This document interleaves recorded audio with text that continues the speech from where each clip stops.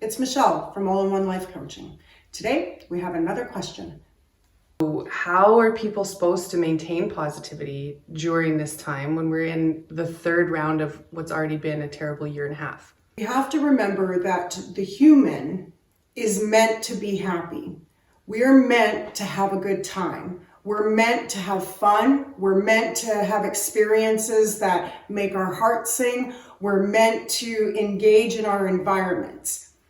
Through that process of our life, however, we end up in things like pandemics or other issues of war and that such thing.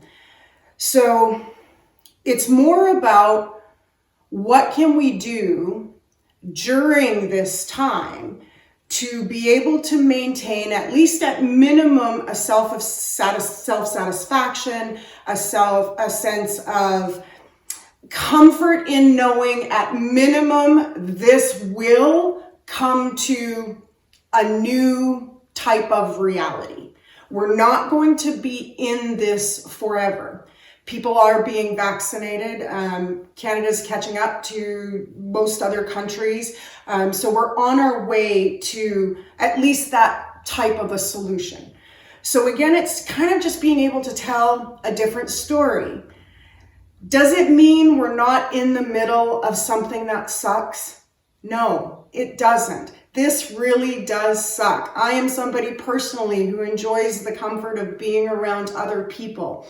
So having to not be able to do that, if I were to focus on that, yeah, I'm going to get a little frustrated and annoyed, and I'm going to maybe even lash out and maybe even start to use words that don't serve me. Because the point of this life experience is to have a good time, but also to experience the things that aren't so pleasant. And why would that be? Because it's through that unpleasantry that we actually discover what it is we would rather be doing. So it's been an interesting process for me, because even though it has been a year and a half and I've spent that time at home for the most part, when I look back and engage, I've asked myself, what differently would I have done? I mean, I didn't necessarily hang out a lot in patios and pubs and that sort of thing. So what is something different I could have done? It just doesn't matter, because I just don't get to go back and do it again anyway. But the one thing I did discover is something new that I really enjoy doing. And I'm not sure I really would have discovered that in its entirety had I not been forced to. So because of what I do here, and because I enjoy writing and doing that kind of thing, I've discovered that when I spend my time in a park, I am much closer to that ability to write freely and to be able to use words that make sense and be able to reach out to people who may not have understood before. So for me, it was truly a blessing, because it gave me an ability to expand. Doesn't mean that I don't sometimes look at, oh man, I really wish I could go out to dinner with my friends. Of course that would be great. But if I choose to look there, I'm simply not going to feel so good. And then when I engage with others, I'm no longer at my best. And when that happens, when we're engaging with others and taking action and doing those things, when we're doing it from a place of discomfort, of anger, of frustration, of annoyance, of boredom, of laziness, of any of those things, then when we use words, we may be a little harsh. When we use words, we may even be accusatory or blameful. When we use words, we then might feel some guilt or get to an emotional state that just simply doesn't feel good. And this life experience isn't about getting the stuff. I mean, it is, because you're going to get the stuff, but it's not why we're doing it.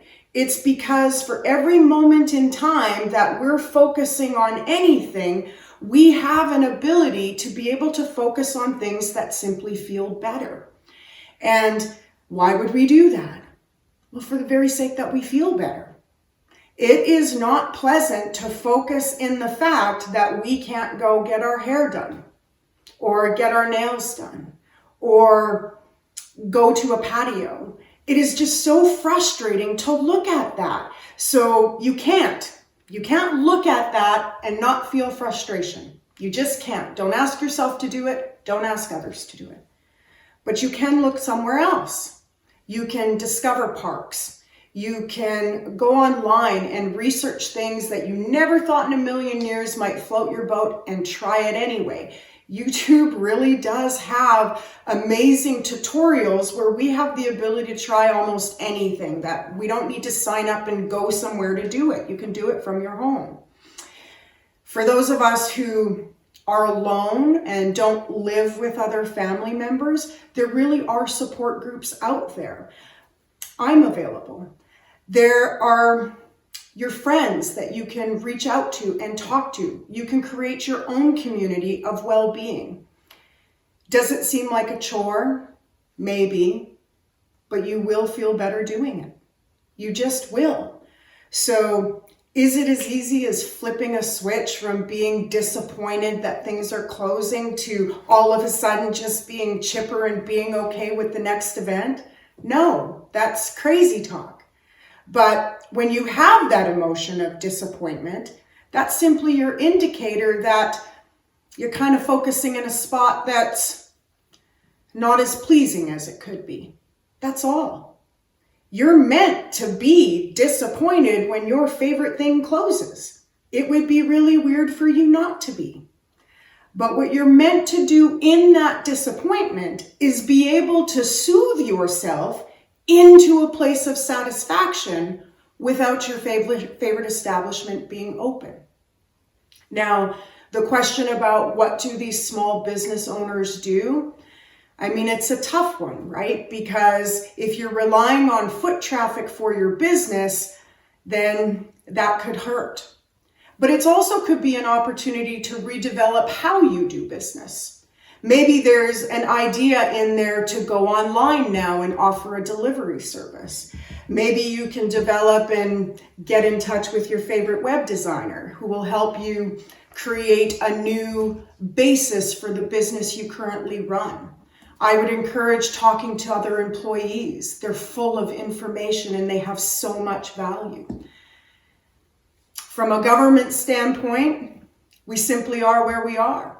We are governed by a body that essentially mandates and dictates how quickly things are coming to us. If we focus in on the fact that it's not happening quick enough, it's going to be hurtful. It's going to be blameful. It's going to be dissatisfying. But we all do have this vaccine available to us. Is it a matter of time? Yes, it is. We can't possibly vaccinate 35 million people in one day.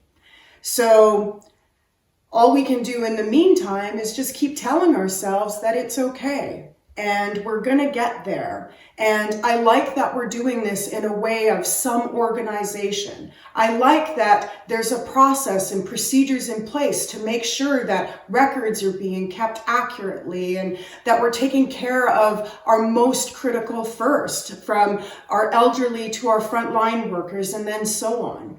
There's just so many other things that we in the moment can choose to look at. And I promise when you do, you will feel better.